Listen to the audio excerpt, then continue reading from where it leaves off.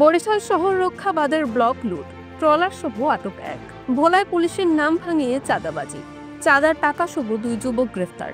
বরগুনায় জমির বিরোধে সাংবাদিক পরিবারের উপর ইউপি সদস্যের হামলা, আহত 4। বানারীপাড়ায় খালের পানিতে পড়ে শিশুর সলিল সমাধি। বাউফলে নামধারী চিকিৎসকের ভুল চিকিৎসায় মৃত্যুর মুখে নারী। বরিশালে নির্যাতনে প্রবাসীর স্ত্রীর মৃত্যুর অভিযোগ। বরিশালে রাতের আধারে পালানোর সময় জনরুষে সেই বন কর্মকর্তা, বাঁচালো পুলিশ। বাউফলে 300 শিক্ষার্থীকে বনজ ও ফলজ গাছের চারা বিতরণ। আসসালামু আলাইকুম, বরিশাল.নিউজ থেকে রাত 9টার শীর্ষ সংবাদে আমি ফারহানা করিম তুলি। এতক্ষণ শুনলেন সংবাদ শিরোনাম, এখন বিস্তারিত। সিলেটের সাদা পাথর লুটের ঘটনার রেশ কাটতে না কাটতে এবার বরিশাল শহর রক্ষা বাঁধের ব্লক লুটের সময় ইঞ্জিন চালিত ট্রলার সহ একজনকে আটক করে থানা পুলিশের কাছে সোপর্দ করা হয়েছে।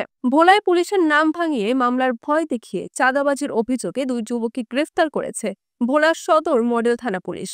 গ্রেফতারের পর তাদের আদালতের মাধ্যমে জেল হাজতে পাঠানো হয়েছে।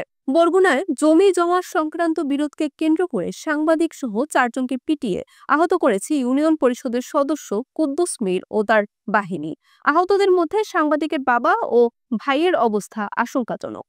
বরিশালের বানারীপাড়ায় আফিফা নামের 1.5 বছর বয়সী ফুটফুটে এক শিশুর খালের পানিতে পড়ে সলিল সমাধি হয়েছে। বৃহস্পতিবার সকাল 8টার দিকে উপজেলার শরিয়াবাগপুর ইউনিয়নের খেজুরবাড়ি আবাসনে এই মর্মান্তিক ঘটনা ঘটে। পটুয়াখালীর বাউফলের নামধারী ডাক্তারের অপচিকিৎসায় ফাতেমা বেগম নামে এক নারীর 2টি চোখ নষ্ট হওয়ার অভিযোগ পাওয়া গেছে। অভিযুক্ত ওই ডাক্তারের নাম মোহাম্মদ কাজী মাসুদ রানা। সে পেশায় একজন পল্লী চিকিৎসক। বরিশালের মুলাদীদের নির্যাতনে প্রবাসীর স্ত্রীর মৃত্যুর অভিযোগ উঠেছে। ঘটনার পর শাশুড়ি, ননদ ও 2 দেবর পলাতক রয়েছেন। মঙ্গলবার সন্ধ্যা 6টার দিকে বরিশাল শেরেবাংলা মেডিকেল কলেজ হাসপাতালে নেওয়ার পথে ওই গৃহবধূর মৃত্যু হয়। 17 বিয়ে করার অভিযোগে সাময়িক বরখাস্ত বরিশাল বিভাগীয় বন কর্মকর্তা কবির হোসেন পাটোয়ারি রাতের আধারে বন বিভাগের রেস্ট হাউস থেকে সরকারি মালামাল নিয়ে যাওয়ার চেষ্টাকালে বন বিভাগের অপর কর্মকর্তারা তাকে আটকে ফেলেন।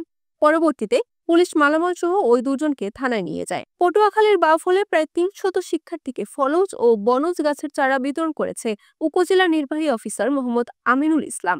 বৃহস্পতিবার বেলা 11:30টার দিকে উপজেলা পরিষদের সামনে শিক্ষার্থীদের মধ্যে গাছের চারা বিতরণ করা হয়। বরিশাল.নিউজ।